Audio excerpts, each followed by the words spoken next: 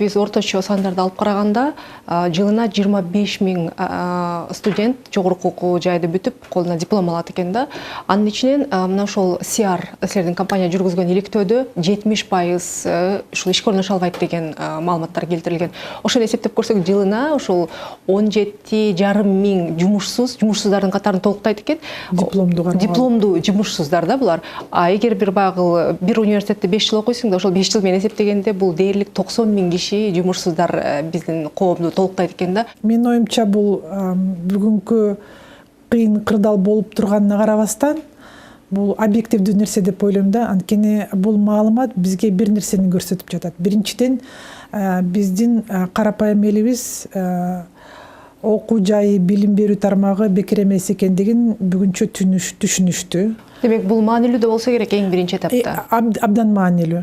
Бүгүн ушул маалыматтарды карап көрсөк, биз көрүп атабыз, бүт эле ата-энелер бүгүн мектеп үчүн, университет үчүн төлөш экенин түшүнүштү биринчиден. Экинчиден төлөп жатышат. Эми бирок кийинки этабы мына ошол салынып аткан инвестициянын эффективдүүлүгүн эсептеп чыгуу деген нерсе болсо керек. Кээ бир ата-энелер любой вузга бара берсин, анткени ишил диплом болсо эле болду деп ойлонушат да. Аны эффективдүүлүгүн эсептеш үчүн жооп керек. 4-5 суроого жооп керек. Биринчиден, эгерде ушул университетти же институтту бүтсө, менин балам жумуш таап алабы?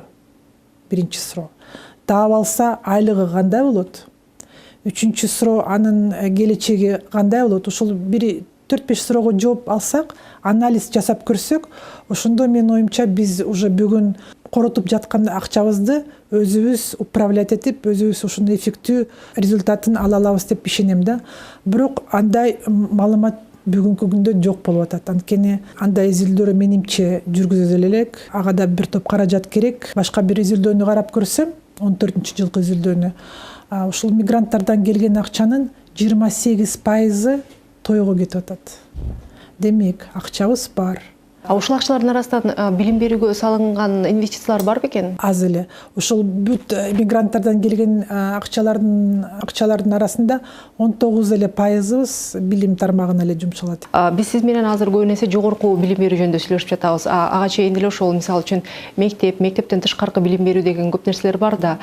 Сиз дагы буга чейинки бир сүйлөшүүлөрүңүздө айттыңыз эле, мисалы үчүн чынында ата-энелер балдарын жеке мектептерге бергенден дагы акчасын аябайт. Андан тышкары кошумча кандайдыр бир курстарга дагы акчасын аябайт. Бирок келип эле ошол нерселердин эффективдүүсүн текшерүү, көзөмөлдөө деген нерсенин болбой атканы жөнүндө. Биз коротобуз, бирок анын жыйынтыгы эмне болот? Биз жазган курс эффективүү, балам сүйлөй баштадыбы, ырдай баштадыбы, анын деңгээли көтөрүлүп атабы, ошого да бир көңүл бурсак, анда биз короткон акчабыздын жыйынтыгы башкача болмок. Анткени ошол бизнесте ошондой да, акчаны контролдобосоң жыйынтыгын албайсың. Жанагы эле коротуу эч качан жыйынтыкка алып келбейт. Эми сиз өзүңүз дагы апасыз да, бул маселесине абдан түшүнүктүү, жакын болсо керек. Сизге мындай сезилбейби, кандайдыр бир деңгээлде бул бир мындай ата-энелердин бир ошол боштукту толтуруу аракети катары да? Мисалы үчүн көпчүлүк ата-энелер жана сырткы акча табуу үчүн чыгып кетет дегендей, бул өлкө ичинде деле иштеп колдору баягы бошобойт балдарына көңүл бурганга деп, анан ошону баягы ошол нерсени толтуруш үчүн эми мынакей мен курска жиберип атам деген сыяктуу бир мындай ошондой сезилбейби? Ошондой сезилет. Анткени азыр мен бир топ мектептер менен иштеп атам.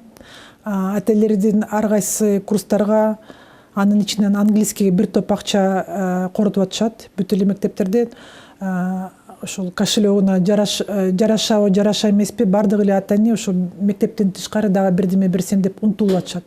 Бирок ошол сүйлөшүүлөрдө жана маектештерде, собранияларда карап көрсөм, бардык эле мен акчаны төлөбөдүм, менден сизге дагы эмне керек деп ушинтип шашып консультацияларды укпай, балдарга көңүл бурбай эметип атышат да. Ошо мен акча төлөдүм, ошо менин ишим бүттү. Бирок дагы бир жолу кайталам, инвестиция бул жалаң эле акча эмес. Өзгөчө биз билим берүү тармагына карасак, бул жалаң эле акча эмес. Акча жагы бул менимче даже экинчи орунда.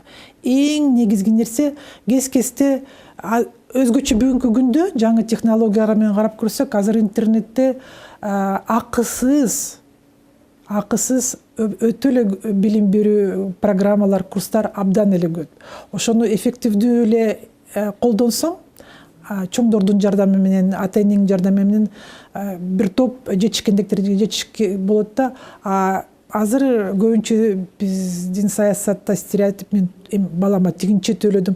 Анда да карап көрсөңүз, ата энелер тойго барганда биз кандай сүйлөшөбүз? Менин балам тиякта окуйт. Көрдүңүзбү, мен көптү. Мен кызым тияка бердим, бияка бердим деп ошол эле нерселерди баса белгилеп кетишет да. Бирок мисалы мен анда чанда гана ойлогом да, мен балам менен театрга бардым, балам менен 2 саат тоону кыдырдык, бул маселени сүйлөштүк, маектештик, менин балам ою тигинде экен, менин кызым тигини максат кылат экен, менин баламдын ой жүгүртүшү башкача турбайбы, мен ошого абдан сүйүнөм же капа болом деген сөздөр анда чанда эле кезишет. Ошондуктан мен дагы бир жолу кайталап кетет элем, билим берүү тармагына инвестиция бул жалаң эле акча эмес.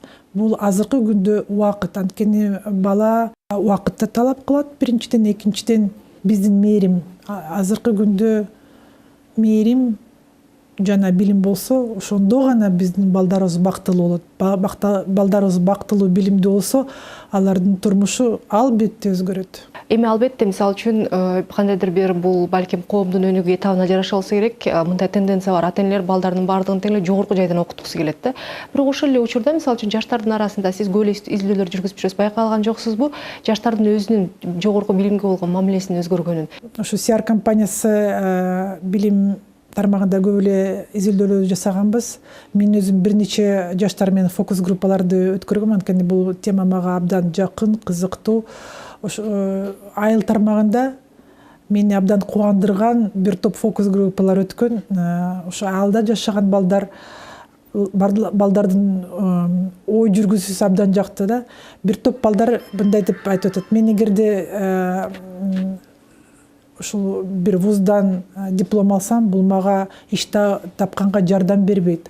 Андан көрө мен ушул повар болуп, повардын окуусун бүтсөм, анан бир жака барып повар орношсом, анан абдан жакшы повар болгондон кийин мен ошол өзүмө ресторан ачууну максат коет элем деген. Же бир кыз: мен дизайнер болгум келет, мага высшее образование керек жок, мен азыр Бишкекте бир топ эле курстар бар экен, 2 айлык, жарым жылдык ошол курстарды бүтүп иштеп, ошол мен чын эле дизайнер боло аламбы, күчүмдү сынап, эгерде мен ошого татыктуу болсом, ошол мага жакса, анан барып эртеңби бүрсүгүнү бир вузга өтсөм деген максат коюп жатам деген жүргүзүүлөр мени абдан кубандырат. Демек биз чын эле негизги бир деңгээлге өтүп жатабыз. Ошо жаштар дагы ошо өздөрүнүн астында суроолорду коюп жатат. Мен бул дипломду алсам каяка иштейм? Кийинки этабы балким бул ошол билим берүүнү канчалык эртерээк баштоо керек, бул инвестиция салууну эртерээк баштоо деген маселе болсо керек. Анан дагы бир нерсе, мисалы үчүн бул биздин балким менталитеттенби, айтор мисалы үчүн ата эне баласына сөзсүз жогорку билим бериш керек деген нерсе бул коомдо орношуп калган. Аны менен катар балдардын да аң сезимине орноп калган да. Бирок чындыгында дүйнөлүк мисалдарды карасак, ал жакта балдар өзүнүн билим берүүсүнө өздөрү акча табышат да. Бизде бала деген 40 жашка чейин бала болуп жүрө берет да. Үй бүлөсү болсо деле бала ошого жардам беришибиз керек. Бүгүн биз ата эне катары балдарыбызга жардам бергибиз келсе, чын дилибиз менен, ошол балдарыбызды эртерээк чоңоюшун, өсүшүн каалабыз. Ошол ар бир бала чөнтөгүндө диплом болуш керек экен, ошону сөзсүз түрдө өзгөртүшүбүз керек. Анткени мен ошо фокус группаларда жаштар менен сүйлөшкөндө, эмне үчүн сен ошол сентябрда вузга өттүң деген суроого эң эле биринчи жооп элдердин баары ушинтип атпайбы? Эми бул туура эмес да. Булдай стереотипке коомдогу сиздин балдарыңыздын көз карашы кандай болду экен? Мен эң улуу кызым ал дагы ошо мектепти бүтөрдүн алысында биз көп сүйлөшкөнбүз, ким болосуң, каяка өтөбүз деп. Жок, мен ошо вузга өтпөй кой турат элем, иштеп көрөйүнбү, ойлонуп көрөйүн, мен чече элекмин ким болушун дегенге мен макул дегем. Анан бир аз убакыт өткөндөн кийин ал бир вузга тапшырды, өттү, көрдү вуз эмне экенин, бир аз перерыв алайын деп менден уруксат сурады. Мен албетте аны колдодум. Анткени мен оюм боюнча турмуш деген бул эмне? Турмуш деген ушул өзүңдүн болгон мүмкүнчүлүгүңдү элге жумшап, ошондон рахат алып деген нерсе деп ишенем да. Рахат алуу деген эмне? Бул өзүңдүн ишиңди жакшы көрүп, жакшы аткарсаң, рахаттын бир тармагы ошол да. Ошол менин кызым 3-4 тармактарда иштеп көрдү, өзүң көрдү. Ошол менен жогорку билим алган жок. Бүгүнчө алган жок, бирок мен кызым абдан эле жаш. Бирок мен аны колдодум. Мен бүт досторум, туугандарым бир тойлы таң калышты. Кантип элем сенин кызың диплом албайт, эми акчасын деле төлөп бербейсиңби, бир диплом чөнтөгүнө салсын да эл катары деп бир тойлы эметишти да. Бирок мен оюмча жогорку билим алуу эч качан кеч эмес. Эң негизги бул диплом эмес да. Эң негизги ушул сен бир өзүңө жаккан, өзүңө деңгээлиңе жарашкан профессияны алсаң, ошол менимче эң эле маанилүү. Аны табыш бул оңой нерсе эмес. Кээ бир киши сразу эле билет, кээ бир кишиге 2 жыл керек, кээ бир кишиге 15 жыл керек. Менимче бул ошол коомдогу стереотиптин сынып келатканын эң сонун бир айкын мисалы деп ойлойм. Билим берүүгө салынган инвестициянын жыйынтыгынын натыйжасы бул жогорку билим жөнүндөгү диплом деген стереотип дагы өзгөрөт. Эң негизгиси бул атаандаштык чөйрөгө татыктуу болгон кадрларды даярдоого өтөбүз деп ишенип туралык. Сизге маегиңиз үчүн чоң рахмат. Чоң рахмат.